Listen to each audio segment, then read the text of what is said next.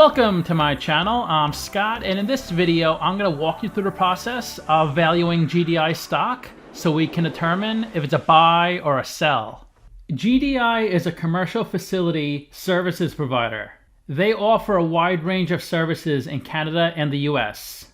The company usually works with office buildings, hotels, shopping centers, industrial facilities, healthcare establishments, distribution facilities, airports, and much more. They do offer a lot of services, but just to name a few: janitorial, mechanical, and electrical. The company is headquartered in LaSalle, Quebec, Canada, and was founded in 1926.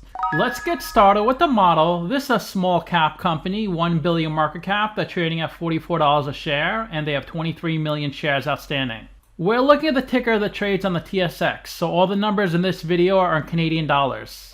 Let's look at their financials. The way you value a company is you estimate the free cash flows into the future, and then you discount those numbers back to today's value. That's what we're doing in this video. And free cash flow is cash flow from operations minus capital expenditures. They do have positive free cash flow each year. It peaks in 2021 at close to 100 million. Net income is the profit or loss on the income statement. It's revenue minus expenses. That's also positive each year, highest in 2020 at 48 million. Revenue is the sales for the company, and that goes up nicely each year from 1.3 billion up to 2.2 billion.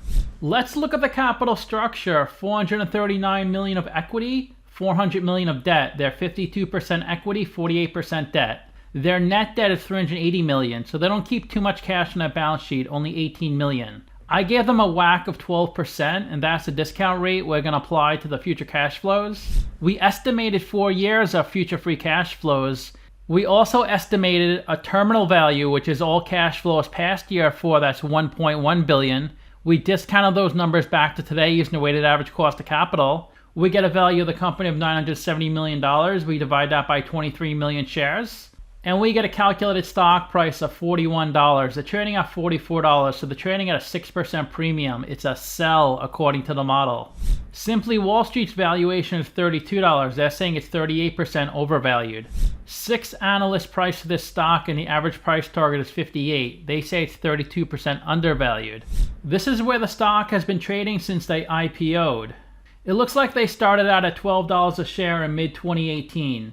Then they doubled their stock price to $25. That took about 8-9 months. It did break through $35 before COVID hit in March 2020.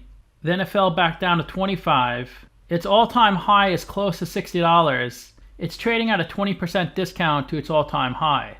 But the stock has done well since its IPO, up about 250%. Here's a list of the top 15 companies in the same industry as GDI. The average market cap is 5.4 billion. The median is $500 million. They're at 1 billion Canadian dollars. Their price to book is better than the average, but worse than the median. Their PE is worse than the median and average. And their price to free cash flow is a lot worse than the median and average. But they have a really good price to sales, 0.5. That means their revenue is double their market cap.